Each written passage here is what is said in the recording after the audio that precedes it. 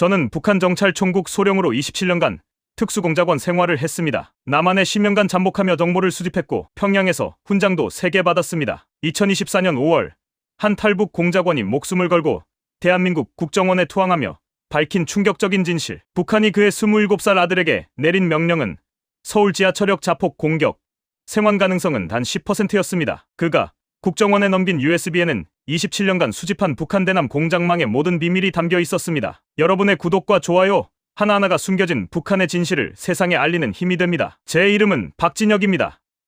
올해 53시고요. 25살 때부터 이 일을 해왔으니까 벌써 27년째입니다. 무슨 일이냐고요? 말하자면 조국을 위해 목숨 거는 일이었습니다. 좀 더 정확히 말하면 정찰총국 대남공작국 소속 특수공작원이었습니다. 2024년 1월 평양 어느 비밀기지, 그 모든 것은 그렇게 시작되었습니다. 그날도 새벽 5시에 일어났습니다. 군인이었던 우리 아버지가 늘 하시던 말씀이 있었죠. 진혁아, 새벽에 일어나는 놈이 세상을 지배한다. 저는 그 말을 평생 지키며 살았습니다. 찬물로 세수하고 맨손 체조 30분, 50이 넘었어도 몸은 30대처럼 유지해야 했습니다. 이게 프로니까요. 아침 7시 평양 시내에서 1시간쯤 떨어진 산속 훈련장으로 출근했습니다. 정찰총국 신입 요원들한테 남한 침투 기술을 가르치는 게 제 임무였습니다. 20대 초반 젊은 친구들이 20명쯤 모여 있었는데 다들 눈빛이 살아 있었습니다. 제가 그 나이 때도 그랬으니까요. 동무들, 오늘은 남한 말투를 배운다. 잘 들어라. 제가 입을 열자 아이들 눈이 반짝였습니다. 야, 너 어디 사냐? 나 강남 사는데 거기 맛집 하나 알려줄까? 서울 강남 사투리였습니다. 20명 신입들이 입을 떡 벌렸습니다. 북한 사람이 저런 말을 한다는 게 신기했겠죠. 하지만 저는 남한에서 10년을 살았습니다. 2000년대부터 2020년까지 꼭 10년, 서울 한복판에서 말입니다. 박 교관 동무, 정말 남한 사람 같습니다. 한 신입이 감탄했습니다. 저는 씁쓸하게 웃었습니다. 그럴 만도 했습니다. 10년이면 사람이 바뀝니다. 저도 그랬으니까요. 휴식 시간에 훈련장 밖으로 나왔습니다. 담배 한 대 피우려고요. 1월 평양은 매서웠습니다. 영하 20도쯤 됐을까요? 입김이 하얗게 나왔습니다. 아버지, 뒤에서 익숙한 목소리가 들렸습니다. 돌아보니 제 아들 철민이가 서 있었습니다. 27살, 제 또래였을 때보다 키가 더 컸습니다. 1년 전에 정찰총국에 자원 입대했습니다. 아버지, 따라서요? 철민아, 훈련은 잘 받고 있나? 네, 다음 달에 첫 임무 나간다고 합니다. 아들 눈빛이 들떠 있었습니다. 젊은 군인들이 다 그렇죠. 첫 임무라는 게 설레나 봅니다. 저도 그랬으니까요. 하지만 아버지가 된 지금은 달랐습니다. 가슴 한구석이 무거웠습니다. 조심해라. 임무는 언제나 위험하다. 아버지도 15번이나 남한 다녀오셨잖아요. 저도 아버지처럼 되고 싶습니다. 철민이가 씩씩하게 말했습니다. 자랑스러우면서도 걱정이었습니다. 이 녀석이 뭘 알겠습니까? 남한이 어떤 곳인지. 제가 남한에 처음 들어간 건 2000년이었습니다. 25살, 혈기왕성할 때였죠. 위장 탈북자로 위장해서 중국 거쳐 남한으로 들어갔습니다. 서울 구로구 쪽방촌에 방 하나 얻어서 공장 노동자로 일하면서 정보를 수집했습니다. 처음엔 적지였습니다. 남한은 지옥이고 사람들은 미 제국주의 소나기에서 고통받는다고 배웠으니까요. 그런데 살다 보니까 이상했습니다. 사람들이 웃었습니다. 가난한 사람도 굶지는 않았습니다. 밤 11시에도 편의점 문이 열려 있었고 라면 하나 사 먹을 수 있었습니다. 제일 충격적이었던 건 자유였습니다. 텔레비전에서 대통령 욕하는 사람들을 봤습니다. 광화문 광장에서 정부는 물러가라 외치는 사람들도 봤습니다. 그런데 아무도 잡아가지 않았습니다. 지옥인가? 10년을 살면서 저는 알게 됐습니다. 우리가 배운 게 거짓말이었다는 걸. 남한이 지옥이 아니었습니다. 어쩌면 우리가 지옥이었는지도 모릅니다. 2020년 평양에서 급전이 왔습니다. 즉시 복귀하라. 가족이 위험하다. 돌아와 보니 제 가족을 볼모로 잡고 있었습니다. 아들 철민이가 병역 나이가 됐는데 만약 제가 돌아오지 않으면 수용소로 보낸다고 했습니다. 그래서 돌아왔습니다. 10년 만에. 그 뒤로 4년 저는 입을 닫고 살았습니다. 남한에서 본 것들을 아무한테도 말하지 않았습니다. 체제에 순응했습니다. 모범, 공작원으로 살았습니다. 훈장도 3개 받았습니다. 하지만 마음속 깊은 곳에서는 알고 있었습니다. 우리가 지키는 게 뭔지, 우리가 속고 있다는 걸. 아버지, 무슨 생각하세요? 철민이가 물었습니다. 아무것도 아니다. 추워서 그래. 거짓말이었습니다. 저는 걱정하고 있었습니다. 이 녀석이 저처럼 남한에 가면 어떻게 될까? 진실을 알게 되면 어떻게 될까? 아니, 그 전에 무사히 돌아올 수나 있을까? 아버지로서 아들이 걱정되는 건 당연한 일 아니겠습니까? 철민아, 임무 나가거든 조심하고 아버지한테 배운 거 잊지 말고. 네, 꼭 무사히 돌아오겠습니다. 아들이 경례를 붙이고 돌아갔습니다. 저는 그 뒷모습을 보면서 담배 한 대를 더 꺼냈습니다. 그때는 몰랐습니다. 2달 뒤에 제 아들한테 무슨 명령이 떨어질지. 그 명령이 우리 가족 인생을 송두리째 바꿔놓을 줄은. 그날 밤 평양 집으로 돌아왔습니다. 아내 순이가 저녁을 차려놨습니다. 된장국에 강냉이밥. 23살 둘째 아들 영민이도 휴가 나와서 같이 밥을 먹었습니다. 영민이는 인민군 특수부대에서 복무 중이었습니다. 아버지, 형, 네 형은 아버지 닮아서 용감하다. 저도 빨리 전역해서 정찰총국 들어가고 싶어요. 둘째도 그런 소리를 하니까 아내가 걱정스러운 눈빛을 보냈습니다. 여자들은 알겠죠? 남편도 위험한 일 하는데 아들들까지 그러니까 밥을 먹고 나서 텔레비전을 켰습니다. 조선중앙텔레비전에서 김정은 원수님 현지 지도 소식이 나왔습니다. 아내랑 아들들은 진지하게 보는데 저는 멍하니 화면만 봤습니다. 남한에서 10년 살 때 생각이 났습니다. 거기서는 텔레비전 채널이 100개가 넘었습니다. 뉴스에서 대통령 비판하는 것도 봤고 코미디 프로그램에서 정치인들 흉내 내는 것도 봤습니다. 여기는 왜 채널이 하나밖에 없지? 그런 생각을 하는 제 자신이 무섭기도 했습니다. 27년 공작원 생활, 조국을 위해 목숨 걸었던 세월. 그런데 이제 와서 의심하다니. 하지만 아버지는 달랐습니다. 아들들을 보면 걱정이 앞섰습니다. 이 녀석들 미래가 어떻게 될까? 제 운명은 이미 정해졌습니다. 조국의 칼로 살다 죽을 겁니다. 하지만 아들들은 달랐습니다. 밤 11시 잠자리에 들었습니다. 아내가 옆에서 물었습니다. 걱정되죠? 철민이. 아들은 당신 닮았어요. 용감하고 똑똑해요. 무사히 돌아올 거예요. 아내가 제 손을 잡아줬습니다. 고마웠습니다. 하지만 아내는 몰랐습니다. 제가 남한에서 본 것들을, 제가 알게 된 진실을. 그날 밤 잠이 오지 않았습니다. 창밖으로 평양 야경이 보였습니다. 불빛이 별로 없었습니다. 남한 서울 야경을 생각했습니다. 밤에도 대낮처럼 밝았던 그곳. 언젠가 아들들한테 말해줄 수 있을까? 진실을. 그건 위험한 생각이었습니다. 하지만 멈출 수가 없었습니다. 그 모든 것은 그렇게 시작되었습니다. 27년 공작원으로 살던 제가 50이 넘어서야 아버지가 되기 시작한 겁니다. 그날은 3월 15일이었습니다. 평양에 봄이 오려나 싶었는데 아직 쌀쌀했습니다. 아침 7시 집 전화가 울렸습니다. 정찰총국 작전과였습니다. 박진혁 동무, 오전 9시까지 본부로 출근하시오. 국장 동무가 긴급히 부르십니다. 전화를 끊었습니다. 이상했습니다. 보통은 훈련장으로 출근하는데 본부 호출이라니. 그것도 국장이 직접. 27년 공작원 생활하면서 감이라는 게 생깁니다. 뭔가 큰일이 생긴 거였습니다. 아내한테 아침밥도 거르고 나왔습니다. 평양 시내 어느 고층 건물. 겉으로는 무역회사 간판이 붙어있지만 속은 정찰총국 본부였습니다. 엘리베이터를 타고 지하 3층으로 내려갔습니다. 모의부 검문을 3번이나 받고 들어가니 국장실이었습니다. 들어오시오. 김 국장이 책상 뒤에 앉아 있었습니다. 한갑쯤 됐을까요? 제 선배였습니다. 70년대부터 남한 공작을 해온 전설 같은 분이었죠. 그런데 그날 얼굴이 심각했습니다. 앉았습니다. 책상 위에 서류 뭉치가 놓여 있었습니다. 급비 도장이 찍혀 있었습니다. 박동무, 자네 아들 말이야. 철민이. 가슴이 철렁했습니다. 아들 이야기가 나올 줄은 몰랐습니다. 국장 작년에 우리 총국에 입대했지. 훈련 성적이 아주 우수하더군. 역시 자네 아들이야. 감사합니다. 그래서 말인데 특별 임무에 차출했네. 국장이 서류를 제 앞으로 밀었습니다. 펼쳐보니 작전 계획서였습니다. 제목을 보는 순간 손이 떨렸습니다. 남한 주요 시설 침투 공격 작전. 내용을 읽어 내려갔습니다. 남한 서울 지하철역에 폭발물을 설치하고, 아니 잠깐, 폭발물을 몸에 부착하고 자폭한다고? 국장동, 이게 무슨, 원수님께서 직접 내리신 명령이네. 남조선 괴뢰들에게 본때를 보여줘야 한다고 하셨어. 국장이 담담하게 말했습니다. 마치 날씨 이야기하듯이. 자네 아들이 가장 적임자야. 자네한테 10년 동안 서울 지리를 배웠잖아. 그리고 젊고 용감하지. 무엇보다 국장이 저를 똑바로 쳐다봤습니다. 자네가 훈련시킨 아들이니까 믿을 수 있어. 머릿속이 하얘졌습니다. 제 아들을 자폭 공격에 보낸다고 27살짜리를 폭탄 안고 죽으라고? 국장 뭔가 너무 위험한 작전 아닙니까? 다른 방법은? 국장 목소리가 차가워졌습니다. 이건 당의 명령이네. 원수님 명령이고 자네가 의문을 제기할 성질이 아니야. 하지만 제 아들이. 그래서 자네를 불렀네. 아버지로서 아들을 설득해주게. 영광스러운 임무라고 말이야. 영광. 죽으러 가는 게 영광이라고? 성공률은 얼마나 됩니까? 제가 물었습니다. 국장이 잠시 말을 아끼더니 대답했습니다. 10. 생還가능성 말이네. 10%야. 솔직히 말하면 거의 불가능하지. 90%는 죽는다는 소리였습니다. 아니, 거의 100%. 다른 요원은 안 됩니까? 자네 아들이 최적임자야. 서울 지리도 알고 남한 억양도 자네한테 배웠잖아.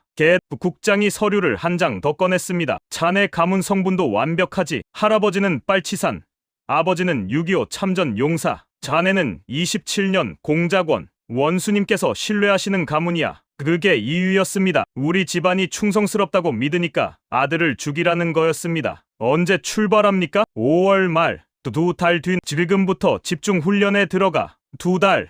제 아들이 살 수 있는 시간이 2달밖에 안 남았습니다. 지금 철민이는 어디 있습니까? 훈련장이네. 벌써 통보했어. 아마 지금쯤 알고 있을 거야. 국장실을 나왔습니다. 다리에 힘이 안 들어갔습니다. 목도를 비틀거리며 걸어가는데 앞에서 철민이가 오고 있었습니다. 아버지, 아들이 달려왔습니다. 얼굴이 상기돼 있었습니다. 아버지 들으셨죠? 제가 특별 임무에 선발됐습니다.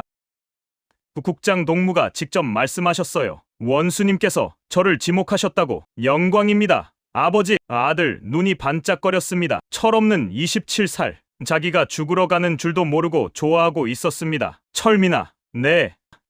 그게 어떤 임무인지 아냐? 네, 남한에 침투해서 중요한 작전을 수행하는 겁니다. 자세한 건 다음 주에 브리핑 받는다고. 아들은 몰랐습니다. 자폭 공격이라는 걸, 돌아올 수 없다는 걸. 철민아, 아버지가 할 말이. 그때 뒤에서 국장 목소리가 들렸습니다. 막 동무, 철민 둘이 저녁이나 하면서 이야기하게. 아버지, 아들이 나란히 조국을 위해 헌신하다니 아름답지 않나. 국장이 웃으며 걸어갔습니다. 저는 아무 말도 못했습니다. 아버지, 저녁 같이 먹어요. 어머니도 기뻐하실 거예요. 철민이가 제 팔을 잡았습니다. 그 손이 따뜻했습니다. 살아있는 사람의 손이었습니다. 2달 뒤면 차가워질 손. 그날 저녁 집에 돌아왔습니다. 철민이가 먼저 와서 어머니한테 말했나 봅니다. 아내가 눈물을 글썽이며 밥상을 차렸습니다. 여보, 우리 철민이가 큰일을 하게 됐대요.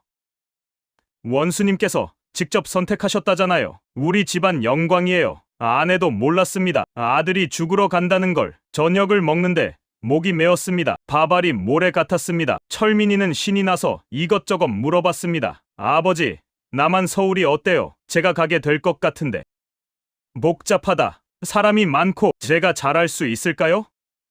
대답할 수가 없었습니다. 잘하면 뭐합니까? 죽는데. 밤 10시 아들이 자러 들어가고 아내도 잠들었습니다. 저는 혼자 마루에 앉아 있었습니다. 나만 서울 생각이 났습니다. 10년 전 제가 명동거리를 걸을 때 20대 젊은이들이 웃으며 걸어다녔습니다. 카페에서 커피 마시고 친구들이랑 영화 보러 가고. 그 애들은 27살에 죽지 않았습니다. 자유롭게 살았습니다. 그런데 제 아들은 그 거리에 폭탄을 안고 가야 합니다. 그 젊은이들을 죽이고 자기도 죽어야 합니다. 이게 맞나? 27년간 한 번도 의심하지 않았던 것들이 무너지기 시작했습니다. 제가 남한에서 10년 살면서 본 것들이 주마등처럼 스쳐갔습니다. 편의점에서 라면 사 먹던 대학생들, 지하철에서 졸고 있던 회사원들, 한강공원에서 데이트하던 연인들. 그들은 제가 배운 것처럼 지옥에서 고통받는 사람들이 아니었습니다. 그냥 평범하게 사는 사람들이었습니다. 그리고 지금 제 아들을 그 사람들한테 보내서 죽이고 죽으라고 합니다. 조국이 거짓말했구나. 그 생각이 머릿속에 박혔습니다. 27년간 목숨 걸고 지켰던 조국이 사실은 거짓말쟁이였습니다. 새벽 2시 잠이 안 와서 밖으로 나왔습니다. 평양 야경을 봤습니다. 불빛이 몇 개 안 보였습니다. 남한 서울은 밤에도 환했는데 저기 사는 애들은 27살에 안 죽어. 그 생각이 머릿속을 떠나지 않았습니다. 내 아들만 왜 죽어야 해? 아버지로서 처음으로 화가 났습니다. 조국한테, 당한테, 원수님한테. 다음 날부터 철민이는 특별 훈련에 들어갔습니다. 지하 비밀기지로 격리돼서 외출도 못했습니다. 저는 일주일에 한 번만 면회할 수 있었습니다. 3월이 가고 4월이 왔습니다. 철민이 얼굴이 점점 야위어 갔습니다. 훈련이 얼마나 힘든지 알 수 있었습니다. 그런데도 아들은 웃으며 말했습니다. 아버지, 저 잘하고 있어요. 교관들이 칭찬하셨어요. 수고한다. 아버지처럼 훌륭한 공작원이 되겠습니다. 아들은 몰랐습니다. 훌륭한 공작원이 되는 게 아니라 죽는 거라는 걸. 4월 중순 또 국장한테 호출 받았습니다. 박 동무, 철민이 훈련 잘 받고 있네. 5월 25일 출발이야.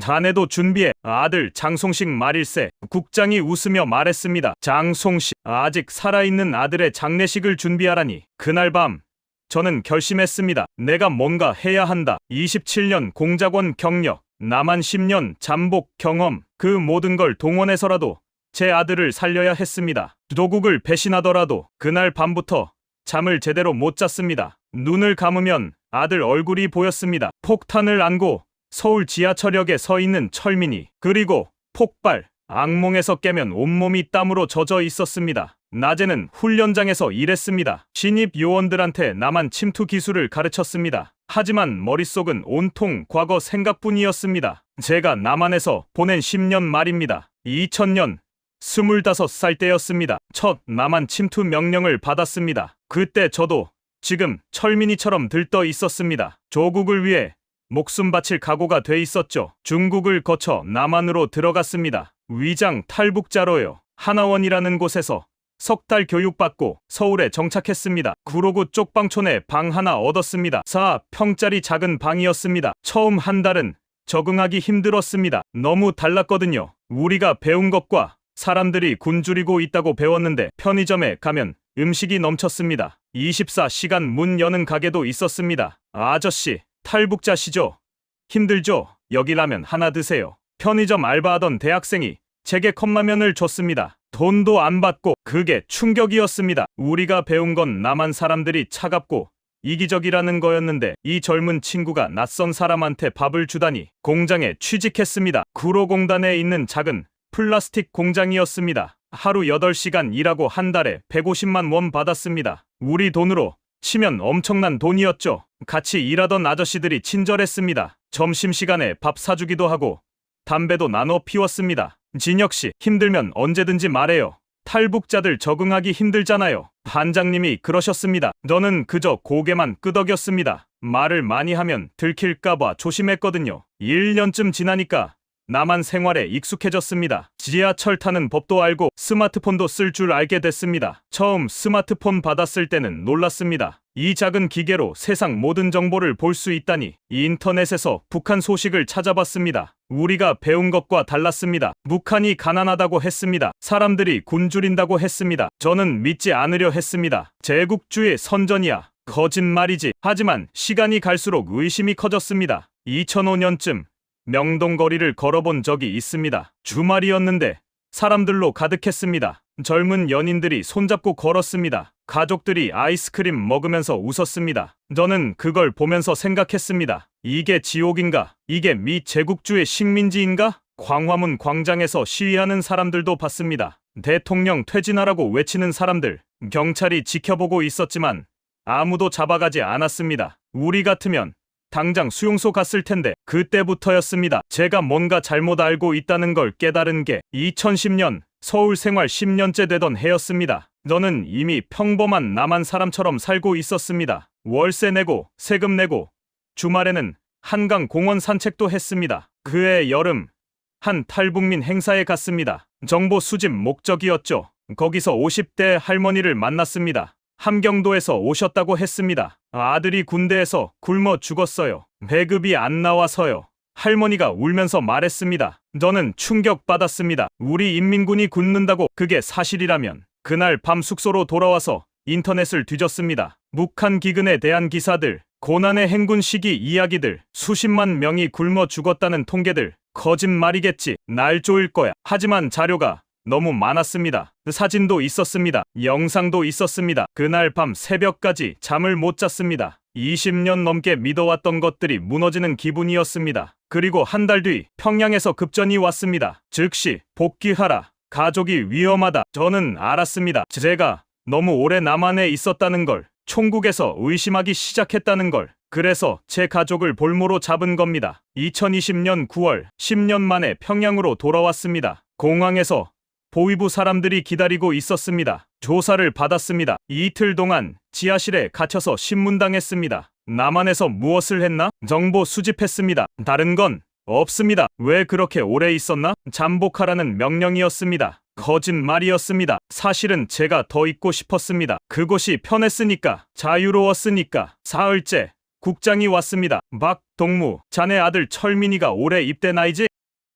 자네가 돌아오지 않으면 수용소로 보낼 수밖에 없었네. 다행히 돌아왔으니 아들은 안전해. 협박이었습니다. 노골적인. 충성합니다. 제가 말했습니다. 어쩔 수 없었습니다. 아들 때문에. 그 뒤로 4년 저는 입을 다물고 살았습니다. 남한에서 본 것들을 숨겼습니다. 체제에 순응했습니다. 모범 공작원으로 활동했습니다. 훈장도 받았습니다. 하지만 마음속에서는 알고 있었습니다. 제가 거짓말 속에 살고 있다는 걸. 그리고 지금 4월 중순 제 아들이 그 거짓말 때문에 죽으러 가고 있었습니다. 4월 20일 또 철민이를 면회 갔습니다. 지지야 훈련장이었습니다. 아들 얼굴이 많이 야위었습니다. 한 달 동안 혹독한 훈련을 받았겠죠. 아버지, 임무 내용 들었어요. 철민이 목소리가 떨렸습니다. 자폭 공격이래요. 살아서 돌아오긴 힘들다고. 아들도 이제 알았습니다. 자기가 죽으러 간다는 걸. 무섭지 않냐? 제가 물었습니다. 철민이가 잠시 말을 아끼더니 대답했습니다. 무섭습니다.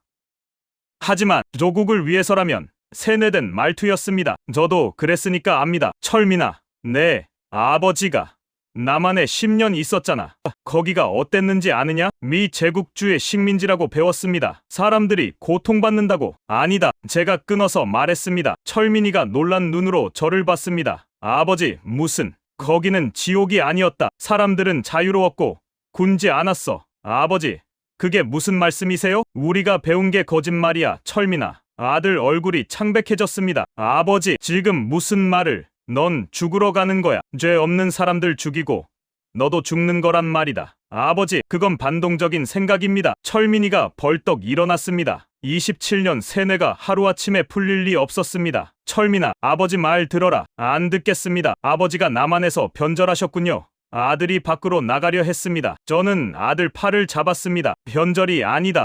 놓으세요. 철민아, 넌 아직 어려서 모른다. 세상이 어떤지. 넌 살아야 해. 아버지가 이상하십니다. 보고하겠습니다. 아들이 제 손을 뿌리치고 나갔습니다. 저는 그 자리에 주저앉았습니다. 실패였습니다. 아들을 설득하는데 실패했습니다. 면회실 밖으로 나왔습니다. 복도에 국장이 서 있었습니다. 박 동무, 무슨 이야기 했나?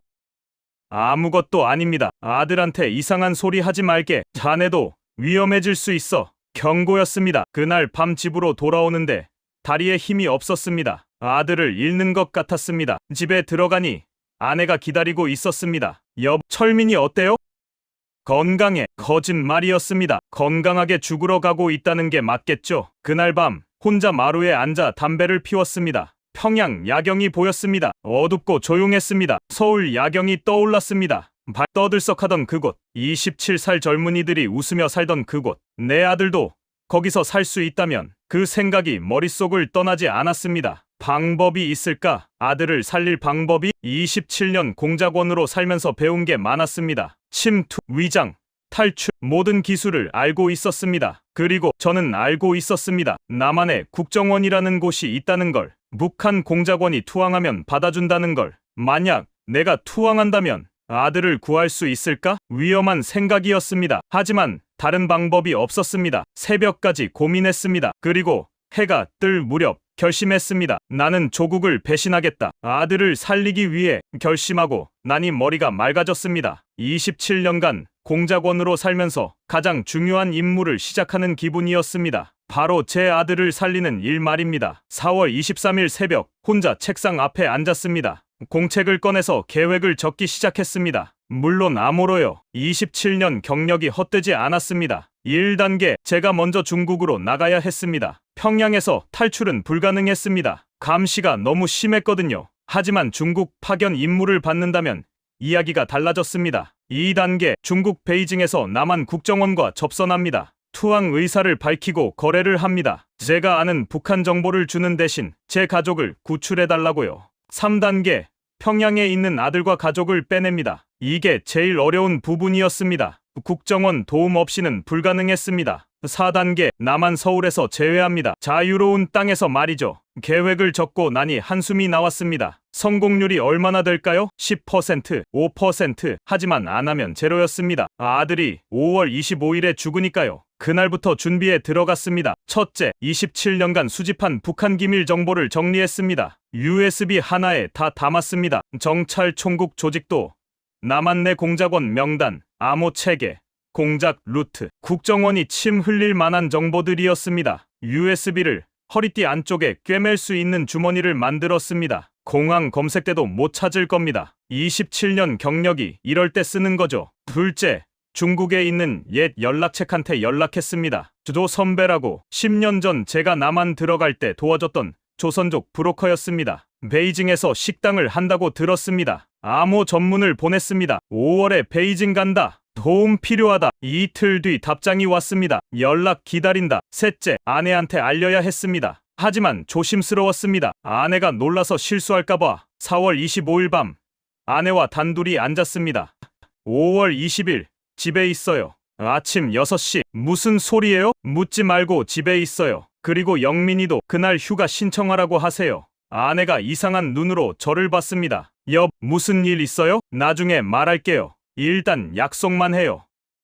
알았어요. 아내는 더 묻지 않았습니다. 20년 넘게 공작원 남편과 살다 보니 눈치가 빨랐습니다. 넷째, 국장한테 중국 파견을 요청해야 했습니다. 이게 제일 중요했습니다. 4월 27일 국장실로 찾아갔습니다. 국장 동무, 말씀드릴 게 있습니다. 뭔가? 제가 중국 베이징으로 가고 싶습니다. 국장이 눈썹을 치켜 올렸습니다. 갑자기 왜? 철민이 임무가 5월 말이잖습니까? 그 전에 베이징에서 마지막 정보 수집을 하고 싶습니다.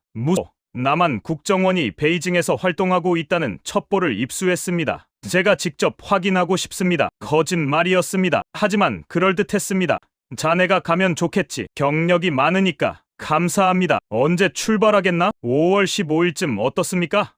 좋아. 일주일 일정으로 다녀오게 허가를 받았습니다. 첫 번째 관문 통과였습니다. 국장실을 나오는데 다리가 후들거렸습니다. 성공했습니다. 이제 중국으로 나갈 수 있었습니다. 5월 초 철민이를 면회 갔습니다. 이번이 마지막일지도 몰랐습니다. 철민아, 아들 얼굴이 많이 수척해졌습니다. 훈련이 얼마나 혹독했는지 알 수 있었습니다. 아버지가 미안하다. 너를 지켜주지 못해서. 철민이가 고개를 저었습니다. 아버지, 괜찮아요. 저는 조국을 위해 기꺼이. 철민아, 제가 아들 손을 잡았습니다. 아버지가 약속 하나 할게. 널 꼭 지켜줄게. 무슨 말씀이세요? 나중에 알게 될 거다. 철민이가 어리둥절한 표정을 지었습니다. 당연했습니다. 무슨 뜻인지 모를 테니까. 아버지, 건강하세요.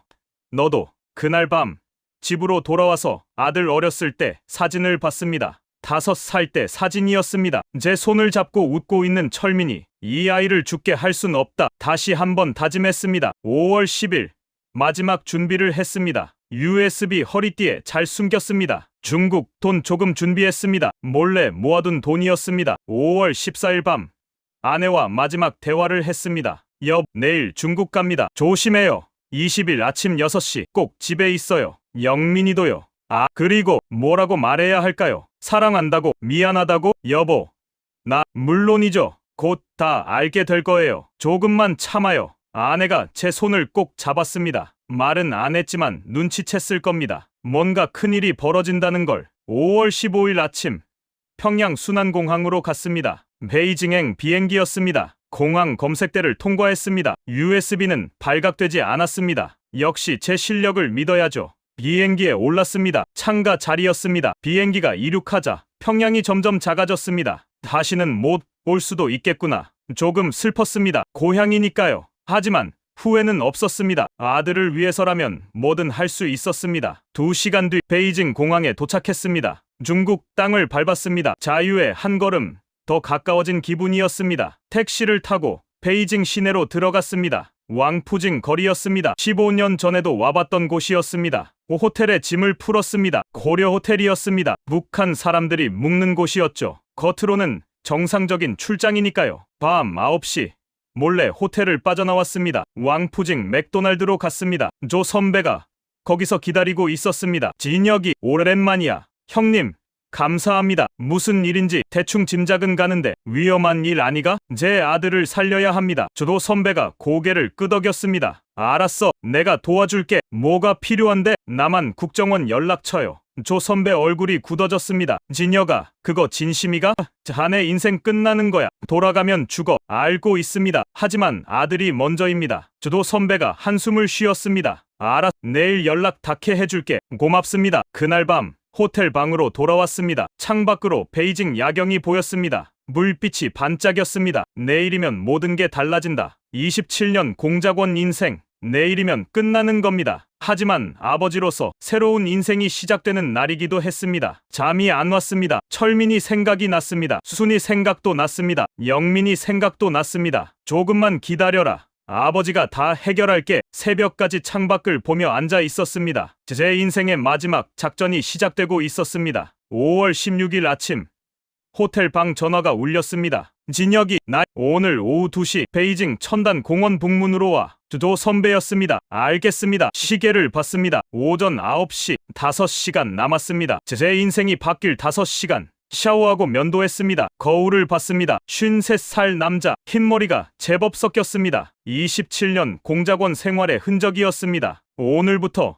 나는 배신자가 되는구나. 배신자, 그 단어가 가슴에 박혔습니다. 하지만 후회는 없었습니다. 아들을 위해서라면 배신자라는 낙인쯤 기꺼이 받겠습니다. 오후 1시 호텔을 나섰습니다. 택시를 타고 천단 공원으로 갔습니다. 베이징 시내 한복판이었습니다. 관광객들로 붐볐습니다. 묵문에 도착했습니다. 조 선배가 담배를 피우며 서 있었습니다. 왔나? 나러 공원 안으로 들어갔습니다. 사람이 많았습니다. 관광객들이 사진 찍고 떠들었습니다. 좋은 장소였습니다. 눈에 안 띄니까요. 공원 깊숙한 곳 벤치가 있었습니다. 거기 남자 둘이 앉아 있었습니다. 40대쯤 돼 보이는 한국 사람들이었습니다. 평범한 관광객처럼 보였지만 저는 알았습니다. 저 사람들이 프로라는 걸. 소개한다. 나만 국정원 사람들이야. 조 선배가 말했습니다. 두 남자가 일어났습니다. 처음 뵙겠습니다. 저는 김 과장이라고 합니다. 한 명이 악수를 청했습니다. 저는 악수했습니다. 손이 단단했습니다. 군인 출신 같았습니다. 박진혁입니다. 앉으시죠. 벤치에 앉았습니다. 조 선배는 멀찍이 떨어져서 담배를 피웠습니다. 김 과장이 입을 열었습니다. 조 사장님한테 대략 들었습니다. 투항하시겠다고요? 그렇습니다. 북한 정찰총국 소령이시죠. 27년 경력. 어떻게 아십니까? 우리 일이 원래 그런 겁니다. 김 과장이 씁쓸하게 웃었습니다. 역시 프로였습니다. 왜 투항하시려고요? 제 아들을 살리고 싶습니다. 자세히 말씀해 주시죠. 저는 설명했습니다. 철민이한테 내려진 자폭 공격 명령 5월 25일 출발 생還가능성 10% 모든 걸 다 말했습니다. 김 과장이 고개를 끄덕였습니다. 안타깝네요. 하지만 박 소령님, 솔직히 말씀드리면 저희가 도와드릴 방법이 없습니다. 평양에 있는 가족을 구출한다는 건 사실상 불가능합니다. 전쟁이 날 수도 있어요. 머리를 망치로 맞은 것 같았습니다. 어떻게 하란 말입니까? 박 소령님께서 한국으로 오시는 건 환영합니다. 보호해드리고 정착도 도와드리죠. 하지만 가족은 안 됩니다. 제가 소리쳤습니다. 주변 관광객들이 쳐다봤습니다. 목소리 낮추시죠.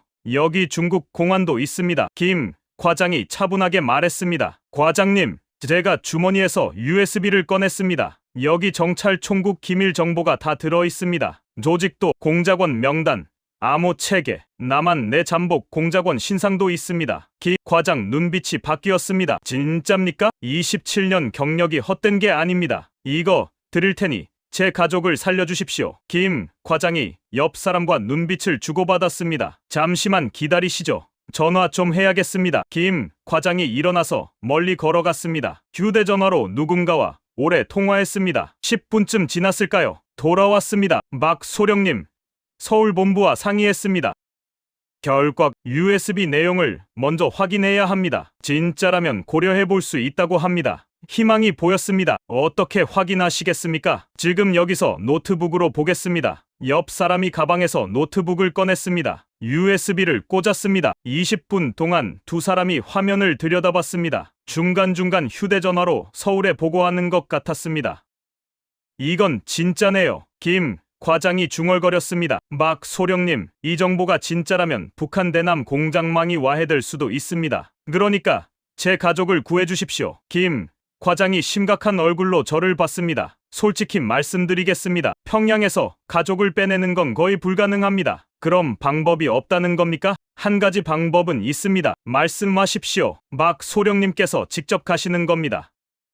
평양으로? 소령님이 평양으로 돌아가서 가족을 데리고 나오시는 겁니다. 저희는 탈출 루트를 지원하고요. 미친 소리였습니다. 다시 평양으로 들어가라니. 돌아가면 제가 위험합니다. 지금 여기서 투항 의사 밝혔잖습니까? 임무 완료 보고하고 돌아가시면 됩니다. 베이징에서 정보 수집했다고요. 하지만 박소령님, 이게 유일한 방법입니다. 아드님을 살리려면요. 저는 고민했습니다. 평양으로 다시 들어간다는 건 위험천만한 일이었습니다. 늙히면 죽습니다. 가족도 다 죽고요. 하지만 다른 방법이 없었습니다. 알겠습니다. 제가 가겠습니다. 결정하셨군요. 조건이 있습니다. 말씀하세요. 제가 가족 데리고 북한 탈출하면 그때부터 당신들이 책임지십시오. 중국부터 한국까지 안전하게 모셔가 주십시오. 물론입니다. 약속드리죠. 김 과장이 손을 내밀었습니다. 저는 악수했습니다. 작전명은 귀환입니다. 박소령님께서 가족을 데리고 귀환하신다는 뜻이죠. 자유의 땅으로요. 그날 밤 호텔 방에서 작전 계획을 짰습니다. 김 과장과 3시간 동안 회의했습니다. 5월 20일 새벽 평양에서 출발하십니다. 어디로 갑니까? 신의주로 가십시오. 압록강 건너 중국 단둥에 저희 사람들이 대기하고 있습니다. 신의주 경비가 삼엄합니다. 소령님 신분증이면 가능하지 않습니까? 정찰 총국 소령이시잖아요. 맞는 말이었습니다. 제 신분증이면 웬만한 검문소는 통과할 수 있었습니다. 압록강은 어떻게 건넙니까? 브로커가 있습니다. 새벽 3시에 지정된 장소로 가시면 됩니다. 기 과장이 지도를 펼쳤습니다. 신의주 어느 강변이 표시돼 있었습니다. 여기서 보트로 건너시면 됩니다. 5분이면 중국 땅입니다. 가족이 넷입니다. 부인, 아들 둘, 저 넷 다 태울 수 있는 보트입니다. 그 다음은요. 단둥에서 차량으로 베이징까지 모십니다. 그리고 저희 대사관에서 보호하면서 한국행 비행기 태우는 겁니다. 계획은 완벽했습니다. 하지만 변수가 많았습니다. 만약 걸리면요? 그건 저희도 어쩔 수 없습니다. 기 과장이 솔직하게 말했습니다. 각오하십시오. 성공률은 50%도 안 됩니다. 아들 자폭 임무가 10%인데 이게 50%면 훨씬 낫죠. 제가 웃으며 말했습니다. 김 과장도 웃었습니다. 박소령님, 용감하십니다. 아니요. 그냥 아버지입니다. 회의를 마치고 김 과장이 돌아갔습니다. 혼자 남았습니다. 창밖을 봤습니다. 베이징 야경이 화려했습니다. 이틀 뒤면 평양이다. 무서웠습니다. 솔직히 쉰셋 먹고 이렇게 목숨 걸 줄 몰랐습니다. 하지만 아들 생각하면 할 수 있었습니다. 휴대전화를 꺼냈습니다. 평양 집으로 전화했습니다. 어디에? 베이징이요. 이틀 뒤 돌아갑니다. 그래요. 20일 새벽 6시 꼭 집에 있어요. 영민이도요. 알았어요. 무슨 일이에요? 곧 알게 될 겁니다. 날 믿어요. 믿어요. 전화를 끊었습니다. 그날 밤 잠을 못 잤습니다. 이틀 뒤면 제 인생이 완전히 바뀝니다. 공작원에서 탈북자로, 충신에서 배신자로. 하지만 아버지로서는 영웅이 되는 거였습니다. 적어도 제 아들 눈에는요. 5월 18일 베이징에서 평양으로 돌아왔습니다. 순안공항에 내렸을 때 다리가 떨렸습니다. 이번이 마지막이 될 수도 있었습니다. 마지막 평양, 마지막 고향. 공항 검색대를 통과했습니다. 보위부 사람이 저를 봤습니다. 박소령 동무 다녀오셨습니까? 임무 완료했습니다. 수고하셨습니다. 통과했습니다. 아직은 안전했습니다. 택시를 타고 집으로 갔습니다. 오후 4시쯤 도착했습니다. 문을 열고 들어가니 아내가 놀라며 달려왔습니다. 다녀왔소.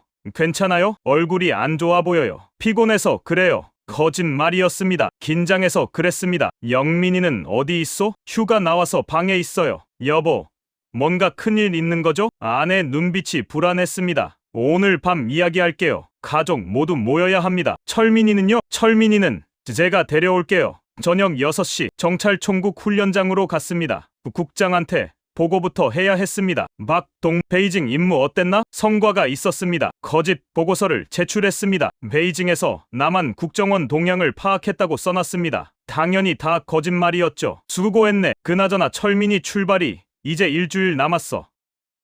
마음 준비 단단히 해야 할 걸세. 아들 보내는 게 쉬운 일은 아니니까. 국장이 제 어깨를 두드렸습니다. 동정하는 척했지만 사실은 제 아들을 죽이려는 사람이었습니다. 국장 동무, 오늘 철민이 면회 가능합니까? 아버지로서 마지막으로 보고 싶습니다. 그래, 1시간 허락하지. 훈련장 지하로 내려갔습니다. 철민이가 방에 있었습니다. 얼굴이 더 야위었습니다. 아버지, 철민아, 아버지가 왔다. 언제 오셨어요? 너 보러 왔다. 철민이 눈에 눈물이 맺혔습니다. 아버지, 무섭습니다. 죽기 싫어요. 하지만 명령이니까 제가 아들을 꼭 안았습니다. 철민아, 아버지 말 잘 들어라. 내일 새벽 너 여기서 나간다. 무슨 말씀이세요? 탈출한다. 우리 가족 모두 철민이가 놀라서 저를 밀쳤습니다. 아버지, 미쳤어요? 미친 게 아니다. 유일한 방법이다. 탈출이요. 어디로요? 남한으로. 철민이 얼굴이 하얘졌습니다. 아버지, 그건 반역입니다. 반역이면 반역이다. 하지만 넌 살린다. 안 돼요. 우리 가족 다 죽어요. 이대로 있으면 넌 일주일 뒤에 죽는다. 확실히. 제가 아들 어깨를 잡았습니다. 철민아, 아버지가 남한에 10년 살았다는 거 알지? 거기는 우리가 배운 것과 달라. 사람들이 자유롭고 젊은이들이 27살에 죽지 않아. 하지만 넌 살아야 한다. 그게 아버지 바람이야. 철민이가 울기 시작했습니다. 27년간 세뇌당했던 게 무너지는 거였습니다. 내일 새벽 3시 여기 나온다. 방법은 내가 다 마련했어. 어떻게요? 묻지 마. 아버지를 믿어라. 철민이가 고개를 끄덕였습니다. 훈련장을 나왔습니다. 국장한테 인사했습니다. 내일 새벽 일찍 다시 올게요. 아들이랑 마지막 시간 보내고 싶습니다. 그러게 가족이 중요하지. 밤 9시 집으로 돌아왔습니다. 아내와 둘째 영민이가 기다리고 있었습니다. 앉으세요. 거실에 다 모였습니다. 저는 심호흡을 했습니다. 영민아, 지금부터 하는 말 잘 들어라. 왜 그래요, 아버지? 영민이가 물었습니다. 23살. 아직 어렸습니다. 우리 가족 내일 새벽에 탈출한다. 정적이 흘렀습니다. 아내와 영민이가 얼어붙었습니다. 뭐라고요? 탈북합니다. 남한으로 갑니다. 미쳤어요. 아내가 소리쳤습니다. 조용히 하세요. 들어요. 정신 차려요. 우리 죽어요. 이대로 있으면 철민이가 죽습니다. 제가 차분하게 설명했습니다. 철민이한테 내려진 자폭 명령, 출발, 생還 가능성 거의 없다는 것, 모든 걸 다 말했습니다. 아내가 울기 시작했습니다. 우리 철민이를 죽이려고. 그래서 제가 방법을 찾았습니다. 남한 국정원과 거래했어요. 국정원이요? 영민이가 놀라서 물었습니다. 베이징에서 만났습니다. 제가 가진 정보를 주는 대신 우리 가족을 탈출시켜 준다고 했어요. 아버지, 그건 배신입니다. 영민아, 조국이 먼저 우리를 배신했다. 네 형을 죽이려고 하잖아. 영민이가 말문이 막혔습니다. 내일 새벽 3시 신의주로 출발합니다. 압록강 건너서 중국으로 넘어가요. 어떻게요? 제 신분증이면 검문소 통과할 수 있어요. 정찰 총국 소령이니까. 아내가 얼굴을 감쌌습니다. 무서워. 저도 무섭습니다. 하지만 아들들 살리려면 이 방법밖에 없어요. 실패하면요? 같이 죽는 겁니다. 하지만 최선을 다해볼 겁니다. 영민이가 물었습니다. 아버지, 진짜 남한이 우리가 배운 것과 달라요? 완전히 다르다. 아버지가 10년 살아봐서 안다. 거기 가면 우리 어떻게 돼요? 자유롭게 산다. 네가 원하는 대로. 정부 눈치 안 보고. 영민이가 고민했습니다. 젊은 친구였습니다. 호기심도 많았죠. 가고 싶습니다. 영민아, 아내가 놀라서 아들을 봤습니다. 어머니, 형이 죽는 것보단 나아요. 우리 가족이 같이 사는 게 중요하잖아요. 아내가 울면서 고개를 끄덕였습니다. 알았어요. 당신 따라가겠어요. 그날 밤 짐을 쌌습니다. 많이 가져갈 수 없었습니다. 옷 몇 벌, 돈 조금, 사진 몇 장. 아내가 부모님 사진을 챙겼습니다. 시부모님은 어떡해요? 모셔갈 수 없습니다. 연로하셔서 위험해요. 미안하네요. 저도 미안했습니다. 부모님을 두고 가는 게. 하지만 어쩔 수 없었습니다. 새벽 1시 모두 일어났습니다. 검은색 옷으로 갈아입었습니다. 자, 출발합시다. 집 문을 열었습니다. 평양 거리가 조용했습니다. 새벽이라 아무도 없었습니다. 차를 몰고 정찰 총국 훈련장으로 갔습니다. 철민이를 데리러요. 훈련장 경비가 저를 봤습니다. 박소령 동무, 새벽에 웬일입니까? 아들 면회 왔습니다. 국장 동무 허락받았어요. 들어가시죠. 지하로 내려갔습니다. 철민이 방문을 열었습니다. 철민아, 빨리. 시간 없어. 철민이가 따라 나왔습니다. 경비한테 말했습니다. 잠깐 밖에서 이야기하고 올게요. 소령 동 차에 탔습니다. 가족 넷이 다 모였습니다. 자, 이제 신의주로 간다. 엔진을 걸었습니다. 평양을 빠져나갔습니다. 새벽 2시 고속도로를 달렸습니다. 차차 안이 조용했습니다. 모두 긴장한 거였죠. 괜찮을까요? 괜찮을 겁니다. 날 믿어요. 하지만 저도 확신은 없었습니다. 27년 공작원 생활 중 가장 위험한 작전이었으니까요. 새벽 3시 신의주 검문소가 보였습니다. 모두 침착하세요. 차를 세웠습니다. 군인이 다가왔습니다. 제 신분증을 내밀었습니다. 정찰 총국 소령. 군인이 경례했습니다. 어디 가십니까? 임무입니다. 가족들은요? 같이. 군인이 의심스러운 눈으로 봤습니다. 심장이 쿵쾅거렸습니다. 통과하십시오. 통과했습니다. 살았습니다. 신의주 시내로 들어갔습니다. 압록강이 보였습니다. 강 건너가 중국이었습니다. 자유가 있는 곳. 새벽 3시 30분. 신의주 압록강변에 도착했습니다. 어둠 속에 강물 소리가 들렸습니다. 저 건너가 중국이었습니다. 자유가 있는 곳. 차에서 내리세요. 가족들이 내렸습니다. 모두 떨고 있었습니다. 저도 마찬가지였습니다. 강변 숲속으로 들어갔습니다. 국정원이 알려준 지점이었습니다. 거기 보트가 한 척 숨겨져 있어야 했습니다. 여기 있어야 하는데 손전등으로 주변을 비췄습니다. 풀숲을 헤쳤습니다. 있었습니다. 작은 고무보트. 빨리 물가로 옮깁시다. 철민이와 영민이가 보트를 들었습니다. 강가로 끌고 갔습니다. 그때였습니다. 뒤에서 고함 소리가 들렸습니다. 손전등 불빛이 우리를 비췄습니다. 북한 경비대였습니다. 안 돼. 아내가 비명을 질렀습니다. 빨리 타. 지금 당장. 저는 소리쳤습니다. 가족들을 보트에 밀어 넣었습니다. 멈춰라. 경비병이 총을 들었습니다. 엎드려. 제가 가족들을 덮쳤습니다. 그 순간 총성이 울렸습니다. 탕. 총알이 물 위로 날아갔습니다. 제 바로 옆에 떨어졌습니다. 빨리. 철민이와 영민이가 노를 저었습니다. 보트가 움직이기 시작했습니다. 거기서 더 많은 총성이 들렸습니다. 총알이 보트를 스쳤습니다. 엎드려 있어요. 저는 가족들을 보트 바닥에 눕혔습니다. 노를 빼앗아서 미친 듯이 저었습니다. 강 한가운데였습니다. 총알이 계속 날아왔습니다. 물보라가 튀었습니다. 아내가 제 팔을 잡았습니다. 피가 나고 있었습니다. 총알에 스친 거였습니다. 괜찮아요. 계속 가요. 아프지만 멈출 수 없었습니다. 강 건너가 보였습니다. 중국 땅. 뒤를 봤습니다. 경비병들이 강가에 서서 총을 쏘고 있었습니다. 하지만 사거리가 짧았습니다. 이제 안전했습니다. 거의 다 보트가 중국 쪽 강변에 닿았습니다. 모두 뛰어내렸습니다. 계속 숲속으로 들어갔습니다. 뒤에서 강 건너편 경비병들 소리가 들렸습니다. 하지만 이미 늦었습니다. 우리는 중국 땅에 있었습니다. 5분쯤 달렸을까요? 수숲에서 차 불빛이 보였습니다. 저기다. 차가 한 대 서 있었습니다. 옆에 남자 둘이 서 있었습니다. 소령님. 한국말이었습니다. 국정원 사람들이었습니다. 늦어서 죄송합니다. 제가 헐떡이며 말했습니다. 아닙니다. 무사하셔서 다행입니다. 빨리 타세요. 가족들을 차에 태웠습니다. 저도 탔습니다. 차가 출발했습니다. 단둥 시내로 들어갔습니다. 팔 다치셨네요. 국정원 요원이 제 팔을 봤습니다. 괜찮습니다. 긁힌 것뿐입니다. 응급치료는 해야죠. 요원이 구급함을 꺼내서 제 팔을 소독하고 붕대를 감아줬습니다. 뒷자리를 봤습니다. 아내가 아들들을 안고 울고 있었습니다. 철민이와 영민이도 울었습니다. 다 살았어요. 우리 살았어. 제가 아내 손을 잡았습니다. 고생했어요. 당신도요. 당신이 우릴 살렸어요. 새벽 5시 단둥 시내 어느 숙소에 도착했습니다. 안전 가옥이었습니다. 여기서 이틀 쉬십시오. 그리고 베이징으로 이동합니다. 감사합니다. 방에 들어갔습니다. 침대가 넷이나 있었습니다. 가족들이 침대에 쓰러졌습니다. 아버지, 우리 정말 살았어요? 영민이가 물었습니다. 살았다? 남한으로 가는 거죠? 이틀 뒤 베이징 가고 거기서 비행기 타면 서울이다. 철민이가 중얼거렸습니다. 형, 무섭지 않아요? 무섭지. 하지만 살아있잖아.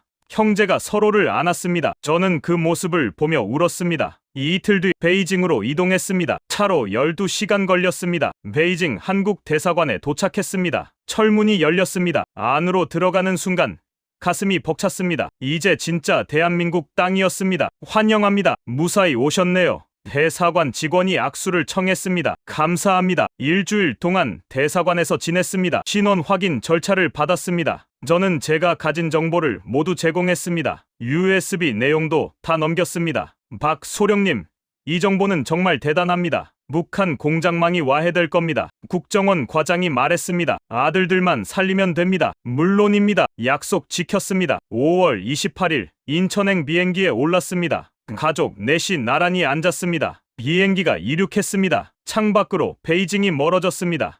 꿈만 같아요. 아내가 제 손을 잡았습니다. 꿈이 아니에요. 현실입니다. 앞으로 어떻게 살아야 할까요? 자유롭게 삽시다. 이제 눈치 안 보고 기내식이 나왔습니다. 비빔밥이었습니다. 남한 음식이었습니다. 철민이가 비빔밥을 먹으며 울었습니다. 왜 우냐? 이렇게 맛있는 밥을 먹을 수 있다는 게 감사해서요.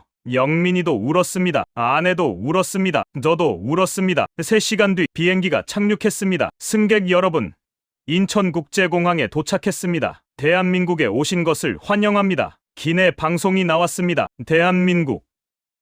우리가 온 곳. 비행기에서 내렸습니다. 공항 복도를 걸었습니다. 한글 간판이 보였습니다. 태극기가 보였습니다. 아버지, 여긴 대한민국이다. 입국장을 통과했습니다. 국정원 직원들이 기다리고 있었습니다. 박진혁 소령님 일가족 환영합니다. 악수했습니다. 밖으로 나왔습니다. 5월 말 서울 하늘이 파랬습니다. 우리 진짜 살았네요.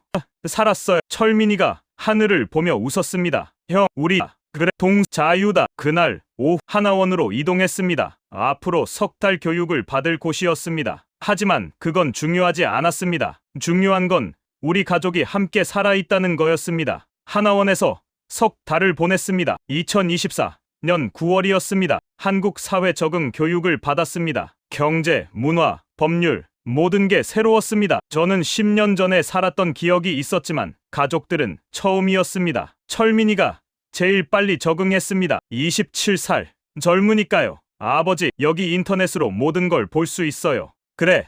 북한 소식도 찾아봤어요. 우리가 얼마나 속았는지. 철민이 얼굴이 복잡했습니다. 27년간 믿었던 게 거짓이었다는 걸 알게 됐으니까요. 영민이는 놀라워했습니다. 아버지, 편의점이 밤에도 문 열어요. 그래, 24시간 여는 곳도 있지. 신기해. 라면도 1,000원이면 사 먹을 수 있고 여기는 그런 곳이다. 아내는 마트에 갈 때마다 울었습니다. 여보, 이게 다 진짜예요?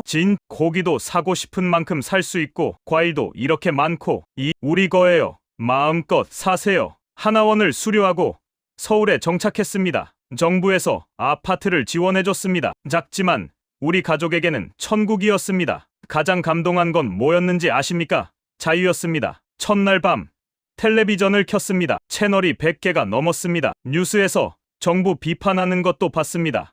저 사람들 잡혀가지 않아요? 아내가 걱정스럽게 물었습니다. 안 잡혀가요. 여긴 자유니까. 신기하네요. 신기한 게 한두 가지가 아니었습니다. 휴대전화로 전 세계 뉴스를 볼 수 있었습니다. 인터넷으로 북한 소식도 찾아볼 수 있었습니다. 아무도 감시하지 않았습니다. 철민이와 영민이는 대학 입학을 준비했습니다. 탈북민 특별 전형이 있다고 했습니다. 아버지, 저 경영학 공부하고 싶어요. 철민이가 말했습니다. 네가 하고 싶은 거 해라. 그리고 나중에 통일되면 북한 재건 사업에 참여하고 싶어요. 가슴이 뭉클했습니다. 죽을 뻔했던 아들이 이제 꿈을 이야기합니다. 영민이는 컴퓨터 공학을 선택했습니다. 동생아, 왜 컴퓨터야? 형, 여기는 T 강국이래요. 배우고 싶어요. 젊은 친구들이 미래를 꿈꾸는 모습이 보기 좋았습니다. 국정원에서 저를 찾았습니다. 막 소령님, 증언 활동을 해주시겠습니까? 무슨 증언입니까? 북한 정찰총국 실상을 알리는 겁니다. 국민들이 알아야 합니다. 고민했습니다. 제 과거를 드러내는 게 쉽지 않았습니다. 하지만 해야 할 일이었습니다. 하겠습니다. 그 뒤로 여러 곳에서 강연했습니다. 대학교, 시민단체, 정부 기관, 제 이야기를 했습니다. 27년 공작원 생활, 남한 10년 잠복, 그리고 아들을 살리기 위한 탈북. 사람들이 놀라워했습니다. 영화 같은 이야기네요. 진짜 공작원이셨어요? 아드님 살리려고 목숨 거셨네요. 하지만 제게는 영화가 아니었습니다. 제 인생이었습니다. 1년이 지났습니다. 2025년이 됐습니다. 철민이가 대학에 합격했습니다. 서울 어느 대학 경영학과였습니다. 입학식 날 가족이 다 갔습니다. 철민아, 축하한다. 감사합니다. 아버지 덕분이에요. 내가 잘해서 그래. 철민이가 웃었습니다. 살아있는 웃음이었습니다. 1년 전 같았으면 죽었을 아들이 웃고 있었습니다. 영민이도 대학에 들어갔습니다. 형보다 더 좋아했습니다. 아버지, 저 진짜 공부하고 싶었어요. 열심히 해라.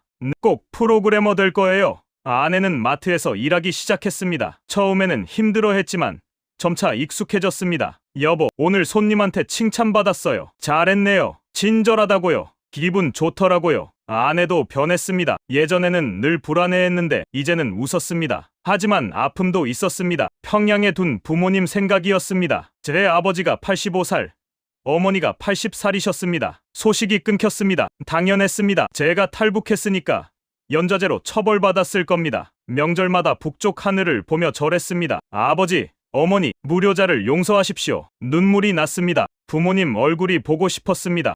울지 마세요. 아내가 제 손을 잡았습니다. 우리 선택이 맞았어요. 아들들 보세요. 잘 살고 있잖아요. 맞는 말이었습니다. 아들들이 살아서 대학 다니고 있었습니다. 자유롭게 꿈을 꾸고 있었습니다. 2025년 가을 탈북민 행사에 참석했습니다. 거기서 비슷한 사람들을 많이 만났습니다. 북한을 떠나온 사람들, 가족을 그리워하는 사람들.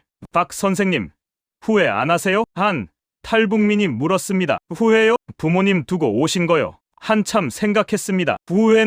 부모님 생각하면 가슴이 아픕니다. 하지만 제 아들은 살았습니다. 그게 제 선택이었습니다. 잘하셨어요. 저 그랬을 거예요. 그날 밤 집으로 돌아왔습니다. 철민이가 책상에서 공부하고 있었습니다. 영민이는 컴퓨터 두드리고 있었습니다. 아내는 텔레비전 보며 웃고 있었습니다. 이게 자유구나. 27년간 목숨 걸고 지킨다던 조국. 하지만 진짜 지킬 건 조국이 아니라 가족이었습니다. 저는 공작원이었습니다. 조국의 칼이었습니다. 하지만 더 중요한 건 아버지였습니다. 지금 저는 자유로운 땅에서 가족과 살고 있습니다. 아들들은 꿈을 꿉니다. 아내는 웃습니다. 저는 증언합니다. 북한의 실상을 언젠가 통일이 되면 평양에 가고 싶습니다. 부모님 산소에 절하고 싶습니다. 무료자가 돌아왔습니다. 라고 말하고 싶습니다. 그날이 올 때까지 저는 여기서 살 겁니다. 자유롭게 아버지로서. 여러분, 같은 민족이 왜 이렇게 갈라져 살아야 합니까?